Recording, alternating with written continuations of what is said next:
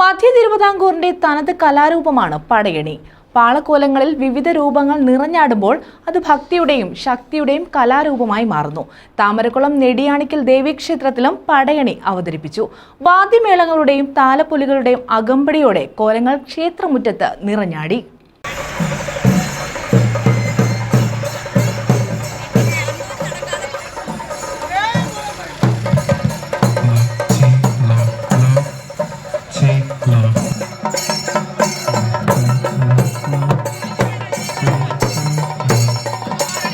താമരക്കുളം നെടിയാണിക്കൽ ദേവീക്ഷേത്രത്തിലാണ് പടയണി അരങ്ങേറിയത്.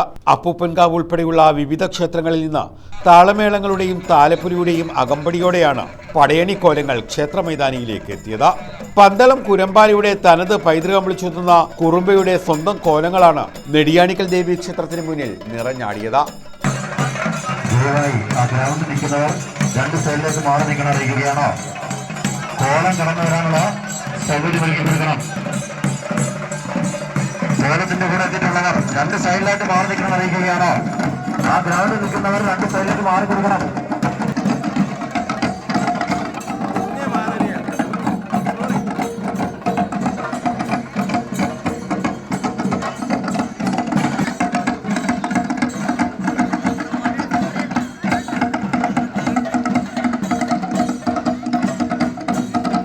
അപ്പോൾ ഈ പടയണി വിനോദ രൂപങ്ങളിലും ഏകദേശമൊക്കെ അത്രത്തോളം ഒന്നും വന്നില്ലെങ്കിൽ പോലും കുറച്ചൊക്കെ അതിൻ്റെതായിട്ടുള്ള അംശങ്ങൾ കടന്നു വന്നിട്ടുണ്ട്. അത് പറയുന്നത് തെളിയല്ല എങ്കിൽ പോലും ശുദ്ധമായ മലയാളമാണ് പറയുന്നത്. പണ്ട് കാലത്തെ മലയാള ഭാഷയാണ് പടയണി വിനോദങ്ങളിൽ പ്രയോഗിച്ചിട്ടുള്ളത്. അപ്പൊ ശുദ്ധമായ മലയാള ഭാഷകൾ പലതും അറിവുകൊണ്ടോ അറിവ് കൂടിപ്പോയത് കൊണ്ടോ അറിവില്ലായ്മ കൊണ്ടോ നമുക്ക് തെളിയാണ്.